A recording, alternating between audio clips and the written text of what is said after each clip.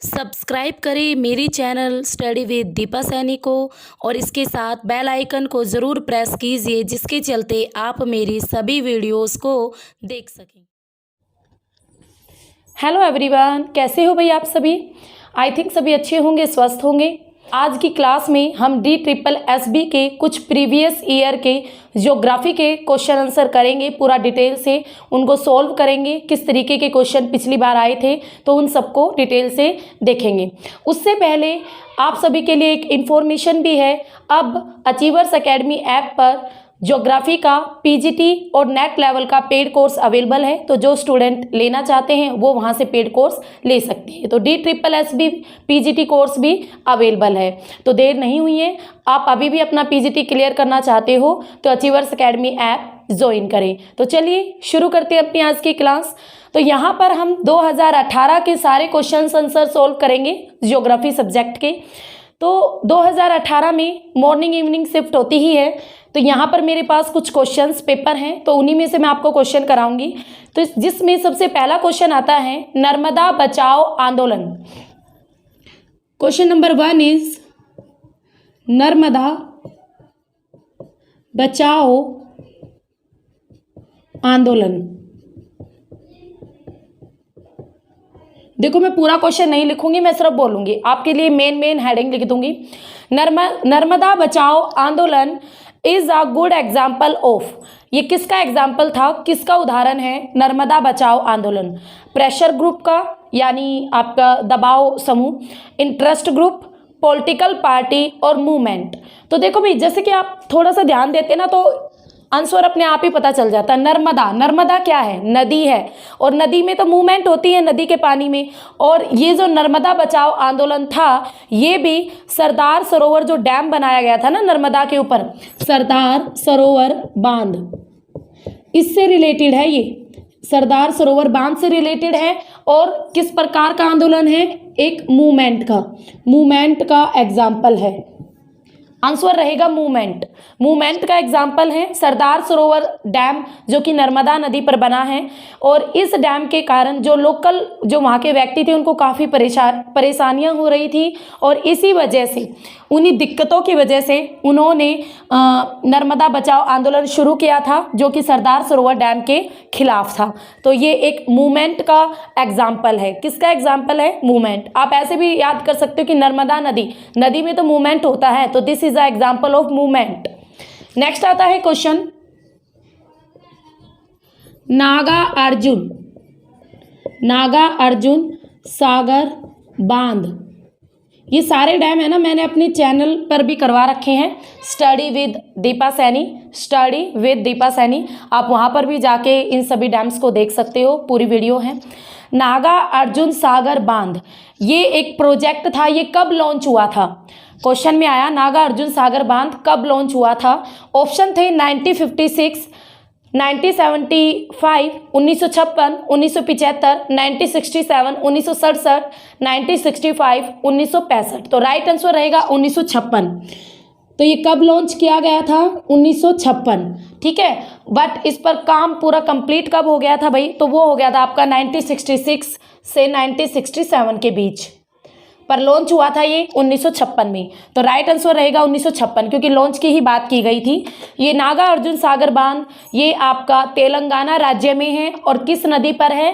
कृष्णा नदी पर है। तो एक्स्ट्रा इन्फॉर्मेशन भी जितना याद करते चलोगे वो हमारे लिए बेनिफिट रहेगी। नेक्स्ट आता है क्वेश्चन नंबर 3, जो आपका अंडोमान निकोबार, ये क्या है? द्वीप समूह है भारत का। अंडोमान निकोबार द्वीप समूह, अंडोमान निकोबार भारत का द्वीप समूह है भाई। और जो ये अंडोमान निकोबार भारत के द्वीप समूह हैं, ये भारत का एक UT भी है, यानी केंद्र शासित प्रदेश भी है। अब क्वेश्चन में क्या आया था? Andaman Nicobar, total area of Andaman Nicobar island.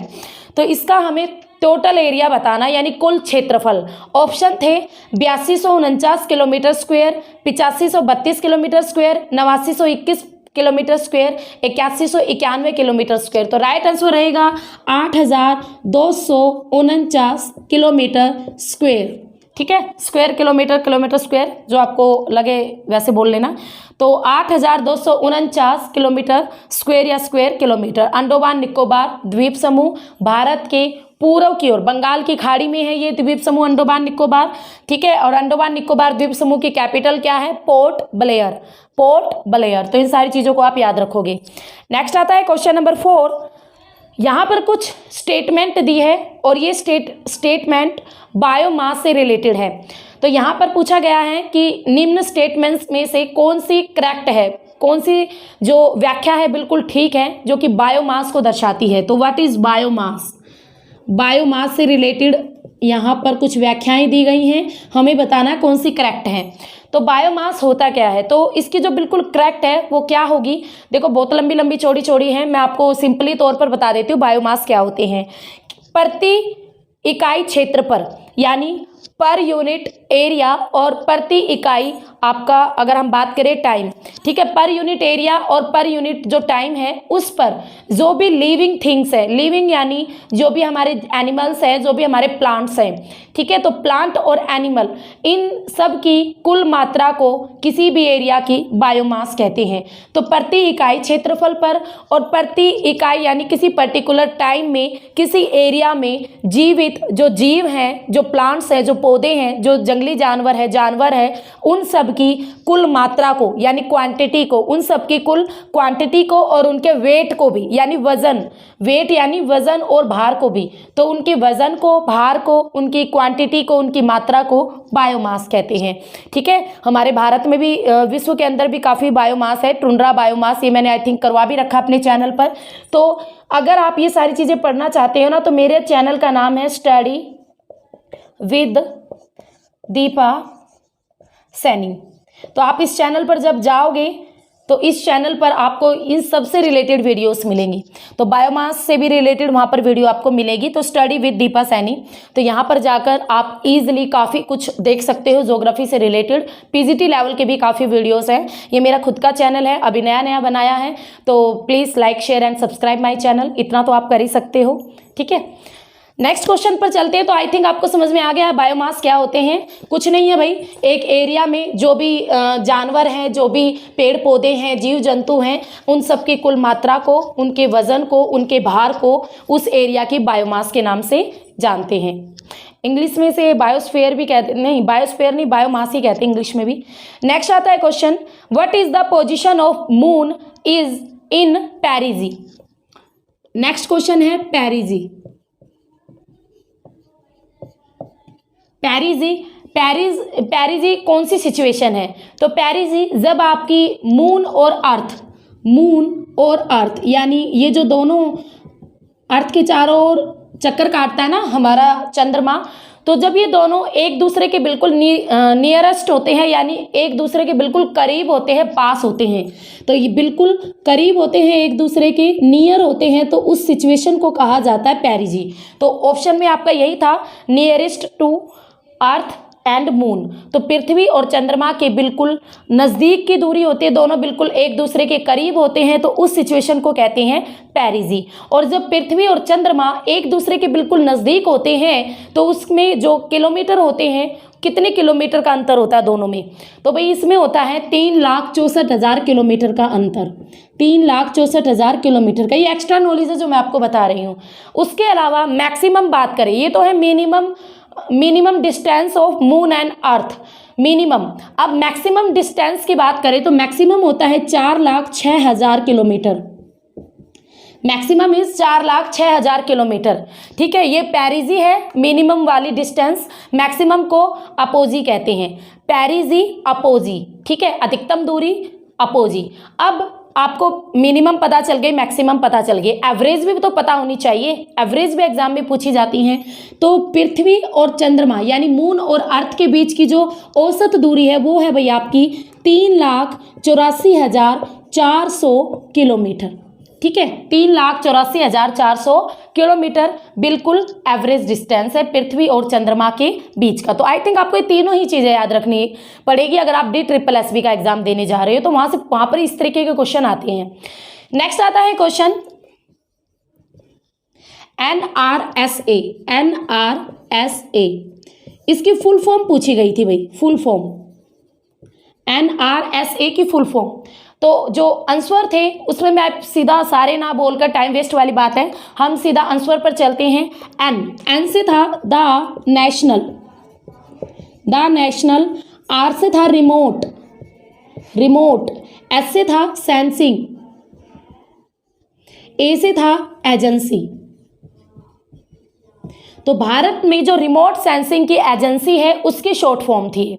Bharat में सुदूर संवेदन, रिमोट सेंसिंग, जिसके तहत क्या किया जाता है, सैटेलाइट के माध्यम से पृथ्वी के किसी भी भाग की फोटो कैप्चर की जाती है उसके संपर्क में आए बिना। ठीक है, तो सैटेलाइट द्वारा जो पिक्चर्स कैप्चर की जाती है उसी के अकॉर्डिंग उन सबसे रिलेटेड जितना भी काम होता है वो NRSA में होता है। तो इसकी फुल फॉर्म है the national remote sensing agency.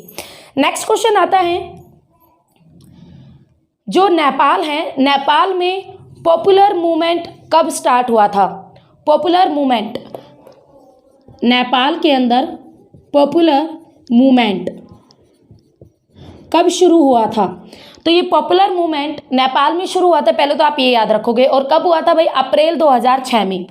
तो इसमें ज़्यादा कुछ घुसने की नीड नहीं है, सिर्फ इतना याद कर लोगे इनफ है। अप्रैल 2006 में नेपाल के अंदर पॉपुलर मूवमेंट हुआ था। नेक्स्ट आता है क्वेश्चन, व्हाट इज खमसीन? खमसीन क्या है?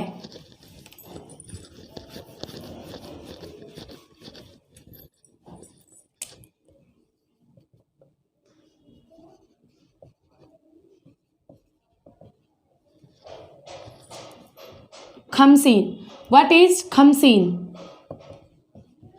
खमसीन एक लोकल विंड्स है। ऑप्शन में यही था, एक प्रकार की तरंग है, वेव है, एक प्रकार की परमानेंट विंड्स हैं, ठीक है, अनस्टेबल विंड्स हैं, पर ये एक तरीके की लोकल विंड्स है। और राइट आंसर था इसका लोकल विंड है भैया।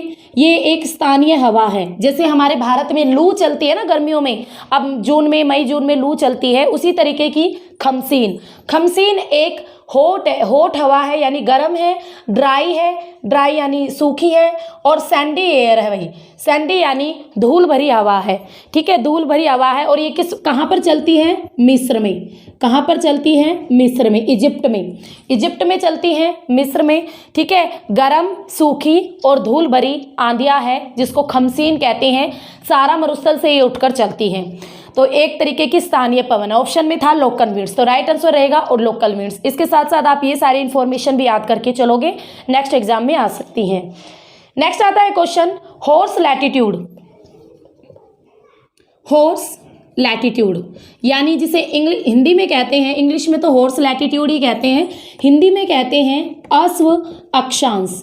क्वेश्चन था कि कितने डिग्री से लेकर कितने डिग्री तक जो बेल्ट होती है उसको अश्व अक्षांश कहते हैं या हॉर्स लैटिट्यूड कहते हैं। तो राइट आंसर क्या रहेगा?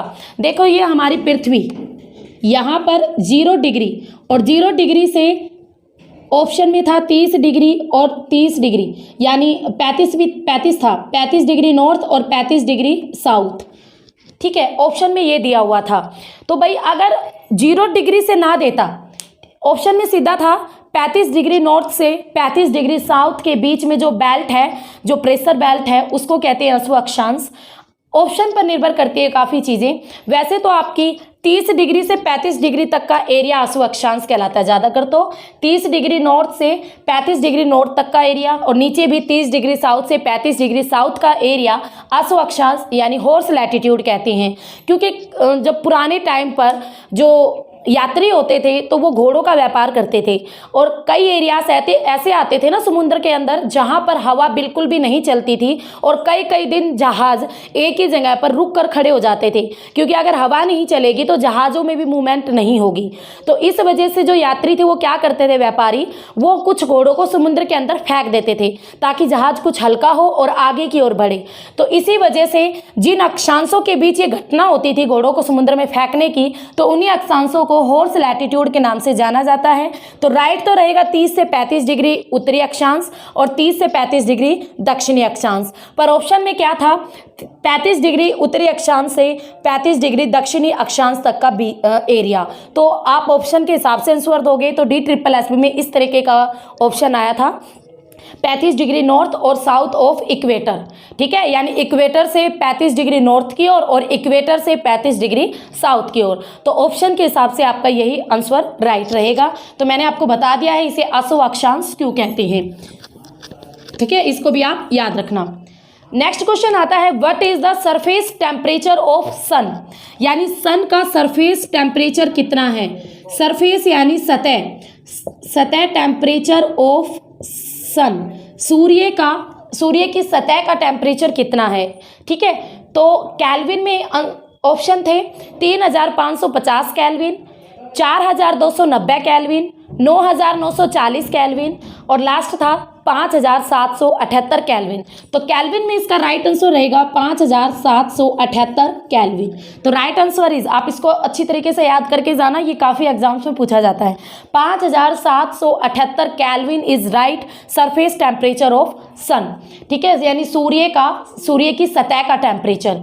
और सूर्य की जो आउटर लेयर है उसको फोटोस्फीयर भी कहते हैं। जैसे ही मान लो ये सन है, सन की जो ये आउटर लेयर है इसे फोटोस्फीयर के नाम से भी जाना जाता है, इसे प्रकाश मंडल भी कहते हैं।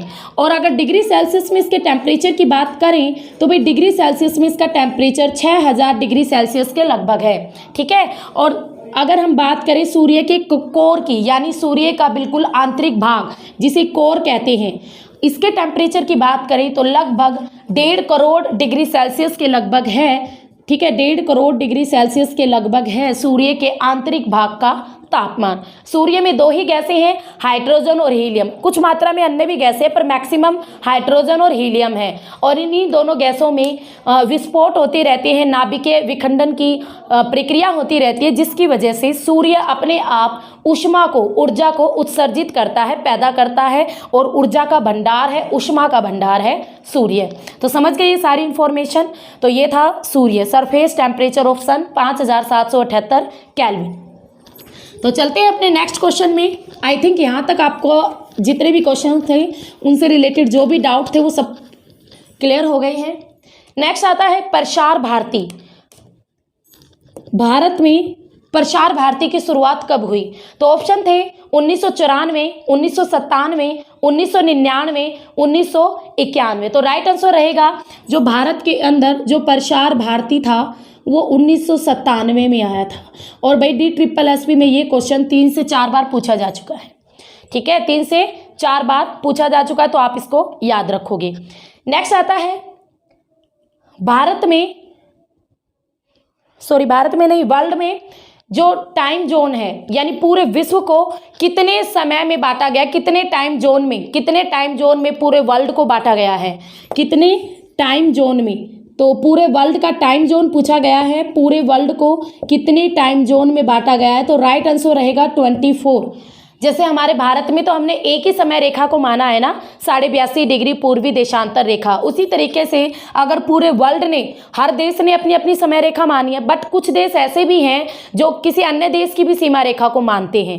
ठीक है, कुछ देश ऐसे भी है, जैसे भारत जो श्रीलंका है वो भी हमारे टाइम पीरियड को मानता है। तो जो श्रीलंका में टाइम होता है वही इंडिया में टाइम होता है। तो कुछ कंट्रीज ऐसी भी हैं। तो पूरे वर्ल्ड में अगर टाइम जोन की बात करें तो राइट आंसर रहेगा 24। तो 24 पूरी पृथ्वी को 24 टाइम जोन में बांटा गया है। नेक्स्ट आता है, फुल फॉर्म बतानी है आपको, TPDS। ये आपकी फुल फॉर्म बतानी है इसकी। और एक बात बता दूं भाई, DSSB में फुल फॉर्म बहुत पूछी जाती है, तो आप फुल फॉर्म को थोड़ा अच्छी तरीके से करके जाना DSSB का एग्जाम देने से पहले। तो TPDS हम सारे नहीं पढ़ेंगे, मैं आपको एग्जैक्ट बता देती हूँ TPDS की फुल फॉर्म क्या है। Targeted public distribution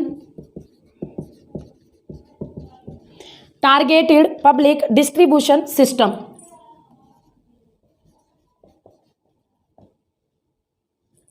targeted public distribution system.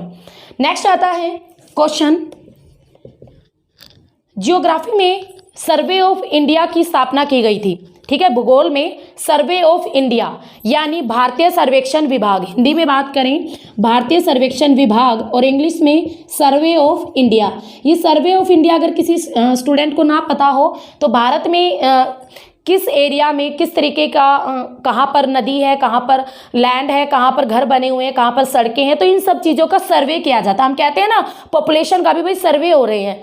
ठीक है, तो अपनी इन्फॉर्मेशन ठीक ठाक दो, सर्वे हो रहे हैं पॉपुलेशन से रिलेटेड। उसी तरीके से इंडिया में जो सर्वे विभाग है, भारतीय सर्वेक्षण विभाग की स्थापना कब की गई थी? तो सर्वे ऑफ इंडिया की स्थापना कब की गई थी? ऑप्शन थे 1864, 1764, 1867 और 1767। तो भाई 1767 में भारत में भारतीय सर्वेक्षण विभाग की स्थापना की गई थी। और ये क्वेश्चन आपका पीजीटी में, टीजीटी में और भी अन्य एग्जाम से पूछा जाता है बार बार, तो इस क्वेश्चन को अच्छी तरीके से पढ़ लेना। भारतीय सर्वेक्षण विभाग 1767 में इसकी स्थापना की गई थी। ठीक है, नेक्स्ट आता है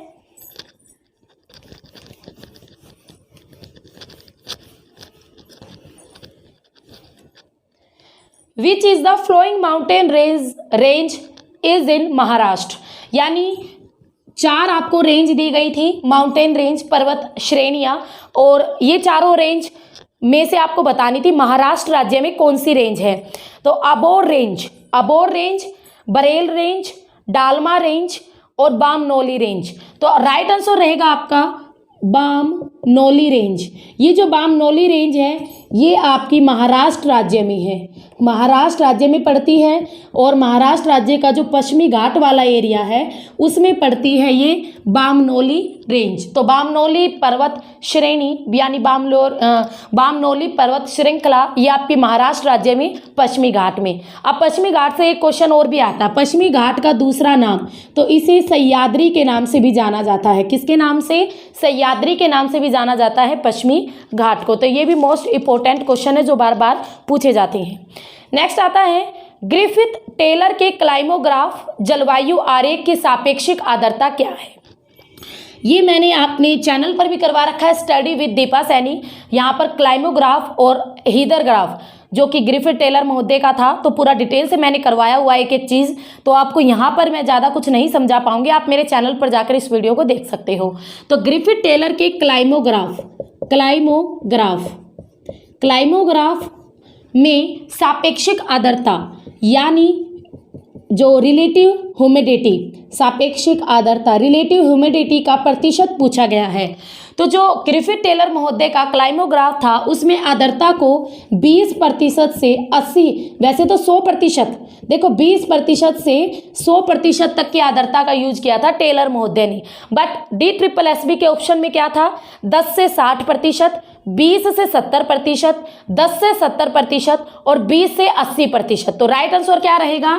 20 से 80%, 20 से 80%, क्योंकि मैक्सिमम 80 ही था। ठीक है, और शुरुआत 20 से थी, तो इसलिए हम 10 नहीं लेंगे। तो 20 से 80% इज राइट आंसर।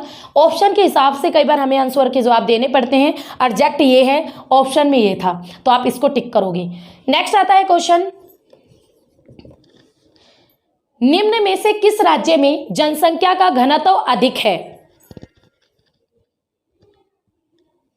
आपको बताना है पॉपुलेशन डेंसिटी मैक्सिमम किस राज्य में है। आपको राज्य दिए गए हैं, स्टेट दिए गए हैं, गिवन है राजस्थान, तेलंगाना, यूपी, तमिलनाडु। देखो राजस्थान क्षेत्रफल की दृष्टि से भारत का सबसे बड़ा राज्य, सेकंड इज तेलंगाना, 2 जून 2014 को बनाया गया था ये राज्य आंध्र प्रदेश से अलग करके। थर्ड इज यूपी, भारत की सबसे अधिक जनसंख्या वाला राज्य, और फोर्थ इज तमिलनाडु।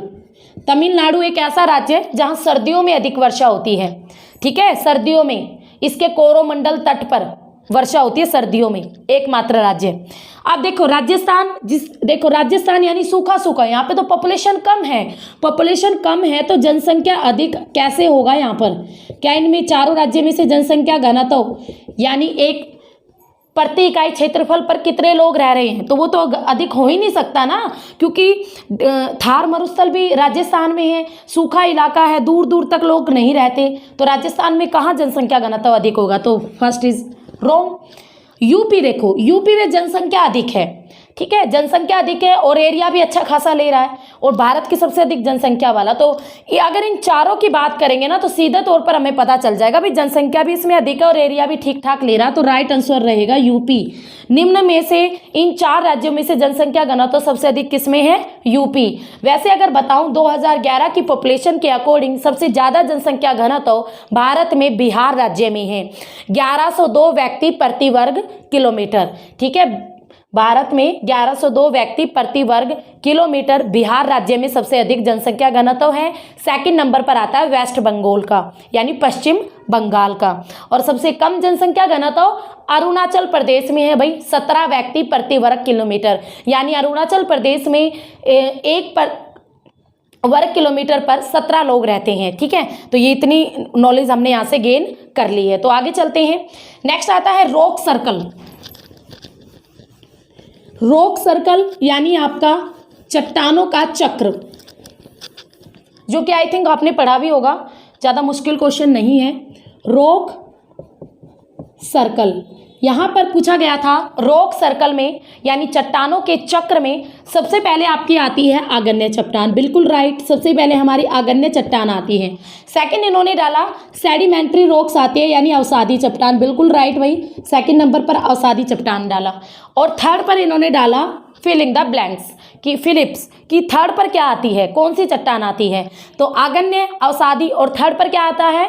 रूपांतरित यानी मेटामॉर्फिक रॉक्स। तो राइट आंसर रहेगा रूपांतरित चट्टान या जिसे कायांतरित चट्टान भी कहते हैं, इंग्लिश में से कहते हैं मेटामॉर्फिक रॉक्स। ठीक है, तो रूपांतरित चट्टान थर्ड। तो राइट आंसर रहेगा रूपांतरित। यानी ये जो रूपांतरित चट्टान है ना, आग्नेय और अवसादी चट्टानें जब अधिक दबाव या अधिक तापमान के संपर्क में आती है तो अपने रूप में, अपने शरीर में कुछ चेंज कर लेती है। जैसे आपका चूना पत्थर एक अवसादी चट्टान है और जब अधिक तापमान के संपर्क में आता है, अधिक प्रेशर के संपर्क में आता है तो संगमरमर यानी मार्बल बन जाता है। अब कहाँ चूना पत्थर जो बिल्कुल सॉफ्ट होता है और कहाँ आपके घर के मार्बल जो बिल्कुल स्ट्रोंग होते हैं, ठीक है, तो मार्बल में चेंज हो जाते हैं। तो वो मार्बल क्या है? एक रूपांतरित चट्टान है और चूना पत्थर क्या? एक अवसादी। इस प्रकार से चट्टानें अपना रूप बदलती है। तो ये भी आपके DSSB में पूछा गया था। नेक्स्ट क्वेश्चन आता है, भारत निम्न में से भारत का एकमात्र सक्रिय ज्वालामुखी यानी भारत में जो एक्टिव वोल्केनो है वो किस द्वीप पर है? एक्टिव वोल्केनो किस द्वीप पर है? तो भारत में जो एक्टिव वोल्केनो है वो भाई आपका बैरन द्वीप पर है। ये तो सीधा क्वेश्चन है, ज़्यादा कुछ है नहीं इससे। ये बहुत बार पूछा जाता है एग्जाम में, क्योंकि सक्रिय ज्वालामुखी एक्टिव वोल्केनो ऐसे ज्वालामुखी होते हैं जिनमें विस्फोट होते रहते हैं, कुछ महीनों के बाद, कुछ दिनों के बाद, कुछ सालों के बाद। ठीक है, तो इनमें जिनमें विस्फोट होते रहते हैं यानी मैग्मा या अन्य पदार्थ बाहर निकलते रहते हैं पृथ्वी से, अंदर से, तो उनको कहते हैं एक्टिव वोल्केनो। ऐसे ज्वालामुखी एक्टिव वोल्केनो कहलाते हैं। भारत में इसका एग्जाम्पल है बैरन द्वीप, जो कि अंडोमान द्वीप समूह पर ही स्थित है। नेक्स्ट आता है कोकोस प्लेट। नेक्स्ट क्वेश्चन है कोकोस प्लेट। ये आपका प्लेट विवर्तन के सिद्धांत से ही रिलेटेड है। एक छोटी सी प्लेट है कोकोस प्लेट। पूछा गया है कोकोस प्लेट डैश और डैश प्लेट के बीच में है, तो किन दो प्लेटों के बीच में है? तो हम तो यहाँ पर सीधा आंसर बता देती हूँ मैं आपको। यहाँ पर कोकोस प्लेट देखो ऊपर है आपका ऐसे, ये है आपका नॉर्थ अमेरिका और इधर है भाई आपका साउथ अमेरिका। ठीक है, इधर है हमारा south America, north America, south America, और यहाँ पर है हमारा प्रशांत महासागर। तो यहाँ पर ये प्रशांत प्लेट है, ठीक है, पृथ्वी की सबसे बड़ी प्लेट प्रशांत प्लेट, और यहाँ पर उत्तरी अमेरिकी प्लेट है, यहाँ पर दक्षिण अमेरिकी प्लेट है, और ये जो बीच में पड़ती है इसे कहते हैं मध्य अमेरिकी प्लेट, मध्य अमेरिकी प्लेट। और जो ये आपकी कोकोस प्लेट है ये मध्य अमेरिकी प्लेट और प्रशांत प्लेट के बीच में यहाँ पर स्थित है। यहाँ पर है आपकी कोकोस प्लेट। ठीक है, तो आपकी मध्य अमेरिकी प्लेट और प्रशांत प्लेट दोनों ही प्लेटों के बीच में स्थित है कोकोस प्लेट। ठीक है, समझ गए? एक छोटी सी प्लेट है, यानी एक आइलैंड का हिस्सा हो सकती है, एक लैंड का हिस्सा हो सकती है। कोकोस प्लेट एक छोटी सी प्लेट है, पर एग्जाम में बहुत पूछी जाती है, तो कोकोस प्लेट को आप याद रखोगे। नेक्स्ट क्वेश्चन आता है कोकोस प्लेट यानी क्या रहेगा? मध्य अमेरिका और प्रशांत प्लेट के बीच में स्थित है कोकोस प्लेट। नेक्स्ट क्वेश्चन आता है पृथ्वी और सूर्य के बीच की एवरेज डिस्टेंस पूछा गया है, औसत दूरी। एवरेज डिस्टेंस पृथ्वी और सूर्य के बीच का यानी अर्थ और सन के बीच की औसत दूरी क्या है। देखो हम तीनों पढ़ेंगे, मैक्सिमम, मिनिमम एंड एवरेज। तो सबसे पहले तो मैं आपको एवरेज ही बता दूं, तो पृथ्वी और सूर्य के बीच की पूरी फुल फॉर्म में यहां पर दी गई थी 14,95,98,000 किलोमीटर। बिल्कुल आपको एग्जैक्ट लिखनी है तो आप यहां से लिख सकते हो 14,95,98,000 किलोमीटर। ठीक है, वैसे शॉर्ट फॉर्म में 14.95 करोड़ किलोमीटर पृथ्वी और सूर्य के बीच की एवरेज डिस्टेंस, औसत दूरी। मैक्सिमम की बात करें तो 15.21 करोड़ किलोमीटर। ठीक है, 15.21 करोड़ किलोमीटर, जिसको बोलते हैं अपसोर। अपसोर इस वाली सिचुएशन को, जब सूर्य और पृथ्वी के बीच मैक्सिमम दूरी होती है, उसे कहते हैं अपसोर। और मिनिमम डिस्टेंस की बात करें 14.70 करोड़ किलोमीटर, इसे कहते हैं उपसोर। उपसोर, उपसोर, अपसोर, परिहिलीन, अपिहिलीन। ठीक है, एपिहिलीन, परिहिलीन, इनके नाम से ये जाने जाते हैं, पेरिहिलीन, अपिहिलीन। तो उपसौर, अपसौर 15.21 maximum distance of sun and earth, और minimum distance of sun and earth उपसौर 14.70 crore kilometre, average distance of sun and earth 14.95 crore kilometre. तो आपको ये तीनों ही याद रखनी पड़ेगी। तो चलते हैं अपने नेक्स्ट क्वेश्चन की ओर। तो यहाँ पर तो मैं आज आपको केवल 2018 के क्वेश्चन पेपर सोल्व करवा रही हूँ, केवल ज्योग्राफी के। वैसे अगर हम बात करें ना तो आज की क्लास में हम 20 से 25 क्वेश्चन कर रहे हैं, पर उनके साथ साथ कम से कम हम आज 60 से 70 क्वेश्चन डिस्कस कर रहे हैं आज की क्लास में। तो मोस्ट इंपॉर्टेंट है आपकी आज की क्लास आप सबके लिए। नेक्स्ट क्वेश्चन आता है महानदी। महानदी जो नदी है, ठीक है, महानदी नदी का जो डेल्टा है, डेल्टा यानी समुद्र में जब ये नदी मिलती है तो इस डेल्टा के साउथ की ओर यानी दक्षिण की ओर कौन सी झील है। ठीक है, महानदी जब नदी समुद्र में मिलती है तो इसके साउथ की ओर कौन सी झील है। तो देखो थोड़ा ध्यान दो, महानदी छत्तीसगढ़ और उड़ीसा में से बहती है। उड़ीसा में कौन सी झील है, थोड़ा सा दिमाग फिराओ, चिल्का झील। उड़ीसा में कौन सी झील है, चिल्का। तो राइट आंसर रहेगा चिल्का झील। चिल्का भारत की सबसे बड़ी खारे पानी की झील है, भारत की सबसे बड़ी खारे पानी की झील है, और किस राज्य में है, उड़ीसा राज्य में। तो राइट आंसर रहेगा चिल्का झील। नेक्स्ट आता है क्वेश्चन प्रकाश वर्ष। प्रकाश वर्ष ये एक यूनिट है। प्रकाश वर्ष खालिस्तान यानी डैश का माप है, डैश का नहीं। यानी प्रकाश वर्ष किसका माप है और किसका नहीं। तो ऑप्शन में एक में था दूरी और समय, तो यहाँ पर डालेंगे हम दूरी, यहाँ पर डालेंगे हम समय। यानी दूरी को मापने वाली यूनिट है प्रकाश वर्ष, बट समय को मापने वाली यूनिट प्रकाश वर्ष नहीं है। तो राइट आंसर रहेगा ये, प्रकाश वर्ष दूरी को मापा जाता है, प्रकाश वर्ष में समय को नहीं। नेक्स्ट आता है क्वेश्चन निम्न में से किसकी काला अवधि सबसे लंबी है। सबसे लंबी है काला अवधि। ऑप्शन थे आपके युग, कल्प, पीरियड, कुछ इस तरीके से। तो राइट आंसर रहेगा कल्पों की। जो कल्पों की समय अवधि होती है वो सबसे ज़्यादा लंबी होती है, यानी टाइम पीरियड किसका सबसे लंबा है, कल्प का। ठीक है, तो आप याद रखना कल्पों की अवधि सबसे ज़्यादा लंबी होती है। बहुत सारे आपके जो कल्प आते हैं वो सारे। नेक्स्ट आता है लैंडफॉर्म एंड लैंडस्केप, दोनों में क्या अंतर है। तो स्टेटमेंट गिवन थी नीचे, तो उन स्टेटमेंट्स में से हमें देखना था कौन सी स्टेटमेंट दोनों को रिप्रेजेंट करती है। तो सबसे पहले लैंडफॉर्म इसे क्या कहते हैं। लैंडफॉर्म होती है भाई भूमि का एक छोटा यानी छोटे से लेकर मध्यम आकार का जो पार्ट होता है भूमि का, यानी छोटे से लेकर मध्यम आकार का पार्ट। ठीक है, और लैंडस्केप क्या होता है, लैंडस्केप होता है कई प्रकार के जो लैंडफॉर्म आपस में मिल जाते हैं तब उसको बोलते हैं लैंडस्केप। तो कई प्रकार के लैंडफॉर्म के आपस में मिलने से लैंडस्केप बनता है, और भूमि के एक छोटे से भाग से लेकर मध्यम भाग तक का जो पार्ट होता है उसे लैंडफॉर्म कहते हैं।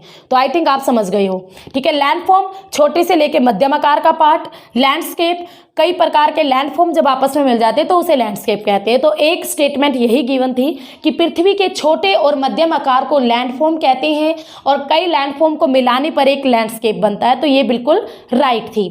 नेक्स्ट क्वेश्चन पर चलते हैं। मखरला, मखरला और ब्रैकेट में डाला गया था भाई लैटराइट, लैटराइट, मखरला लैटराइट। लैटराइट क्या है? एक मिट्टी है, एक सॉइल है। लैटराइट जो मिट्टी है वो किसका पार्ट है? किसका पार्ट है? नीचे दिए गए थे कुछ एरियाज, पूर्वी तटवर्ती, इसमें ऑप्शन में था महाराष्ट्र और कुछ स्टेट, कुछ राज्य थे, और एक ऑप्शन में था पश्चिमी तटवर्ती क्षेत्र, पश्चिमी तटवर्ती क्षेत्र। तो राइट आंसर यही रहेगा। भारत के जो समुद्र के साथ लगते पश्चिमी तटवर्ती क्षेत्र हैं वहीं पर आपकी लैटराइट मिट्टी सबसे अधिक देखने को मिलती है। तो पश्चिमी तटवर्ती क्षेत्रों में 250 सेंटीमीटर से अधिक वर्षा वाले एरियाज में लैटराइट मिट्टी पाई जाती है और इसमें लीचिंग प्रॉब्लम होती है, अपसलन की क्रिया होती है इस मिट्टी में। लैटराइट मिट्टी के अंदर ज़्यादा उपजाऊ भी नहीं होती है ये। नेक्स्ट आता है क्वेश्चन,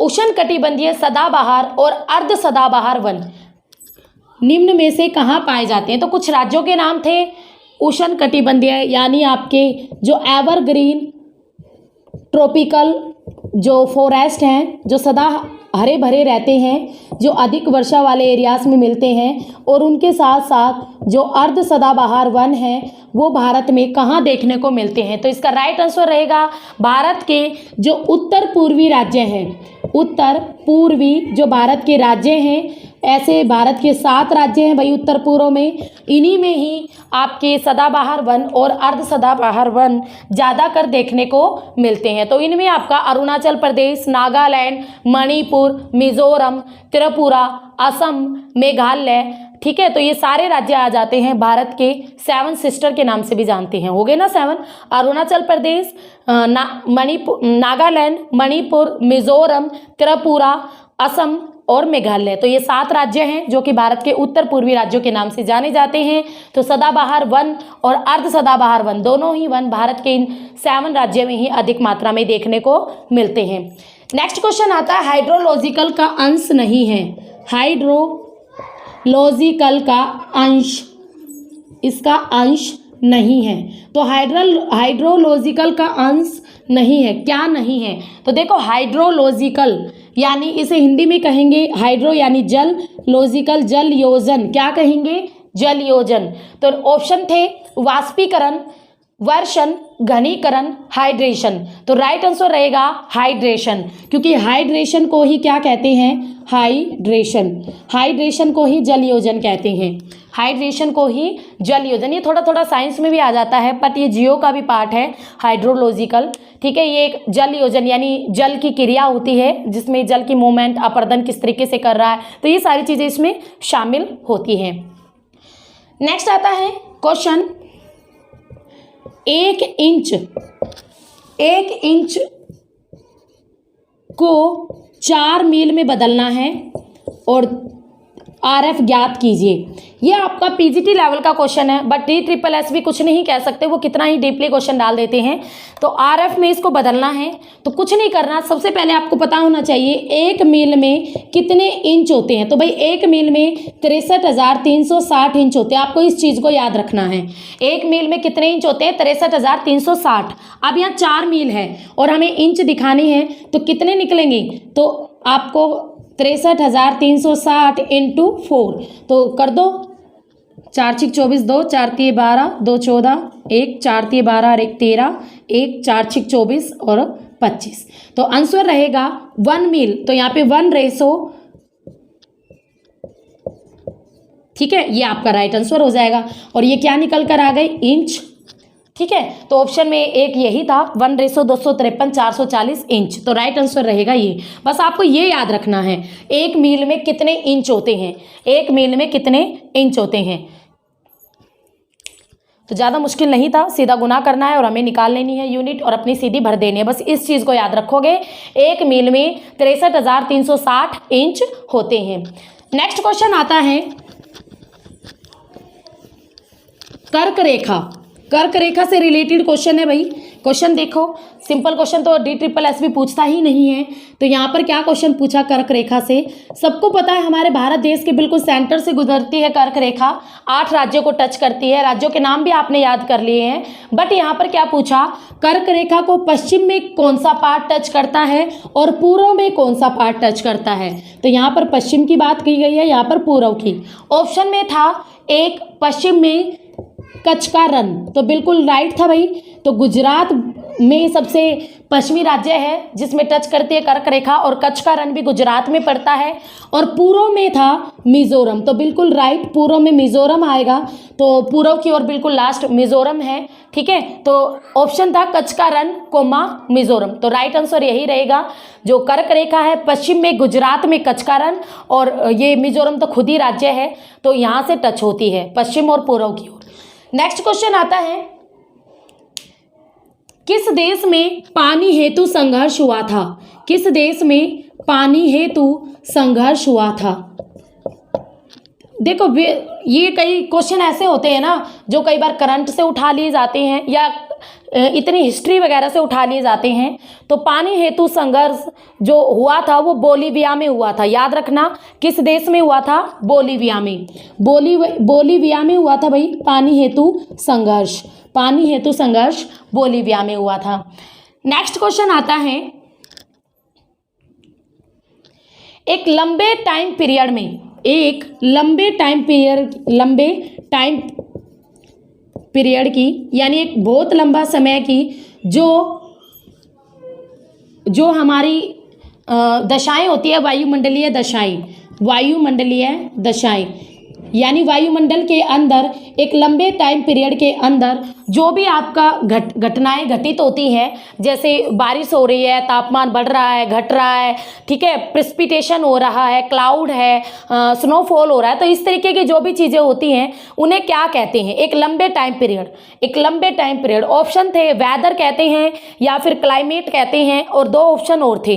तो देखो भाई इस चीज़ को ध्यान से समझना, जब अगर आपको बोले एक लॉन्ग टाइम पीरियड के अंदर, तो राइट आंसर रहेगा क्लाइमेट, यानी एक लंबे टाइम पीरियड, एक यानी कुल वर्ष आ जाते हैं। एक लंबे टाइम पीरियड यानी कुल वर्षों की जो वायुमंडलीय दशाएं होती हैं, यानी तापमान का बढ़ना, घटना, वर्षा का होना, बादलों का छाना, ठीक है, और भी जो तूफान आना, सब कुछ, तो जो एक कुल वर्षों की, कुछ वर्षों की, और ये कुछ वर्ष अगर आपको गिवन है तो कुछ वर्ष होंगे 35 वर्षों की जो वायुमंडलीय दशाएं होती हैं उसको क्लाइमेट कहते हैं, यानी जलवायु कहते हैं।